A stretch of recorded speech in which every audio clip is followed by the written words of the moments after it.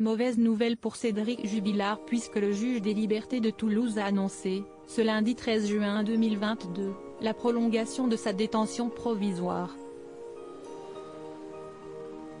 Le principal suspect dans l'affaire de la disparition de Delphine Jubilard restera 6 mois de plus à la maison de détention à Cesse, en Haute-Garonne, où il est détenu depuis juin 2021.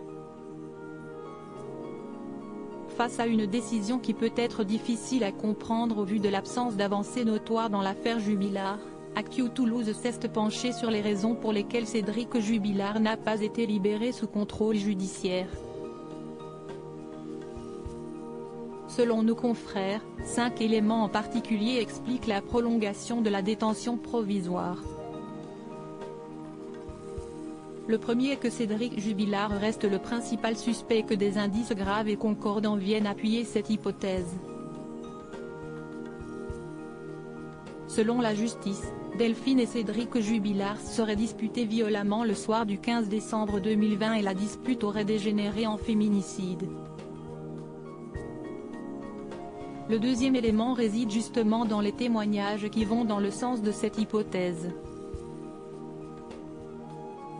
Louis Jubilard, le fils aîné du couple, a expliqué avoir été témoin de la dispute entre ses parents.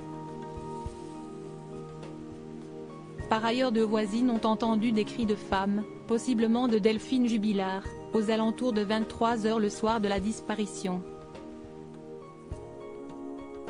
En gardant Cédric Jubilard en détention, la justice s'assure qu'il n'essaiera pas d'influencer ses témoins, dont l'un est son jeune fils. La troisième raison pour laquelle le juge des libertés est réticent face aux demandes de Cédric Jubilard est qu'il n'estime pas avoir la parfaite garantie que ce dernier se représenterait à la justice en cas de libération sous contrôle judiciaire. La justice ne veut pas que Cédric Jubilard bouge le corps. Le quatrième élément cité par nos confrères d'Actu Toulouse repose sur les analyses encore en cours. En effet, l'évaluation psychologique de Cédric Jubilard n'a toujours pas été faite et la justice a par ailleurs demandé une nouvelle expertise des lunettes cassées de Delphine Jubilard, qui ont déjà fait l'objet de nombreuses théories. Selon les premières analyses, les lunettes de l'infirmière de 33 ans auraient en effet bien été cassées sous le coup de la force, ce qui indiquerait une dispute. Le téléphone de l'artisan plaquiste est lui aussi toujours analysé.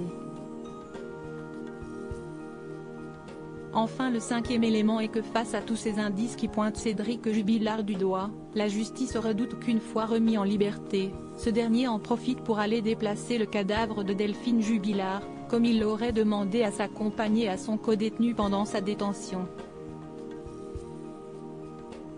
Jusqu'à preuve du contraire, Cédric Jubilard est toujours présumé innocent et ses avocats ont d'ores et déjà fait savoir qu'ils vont faire appel suite à cette décision.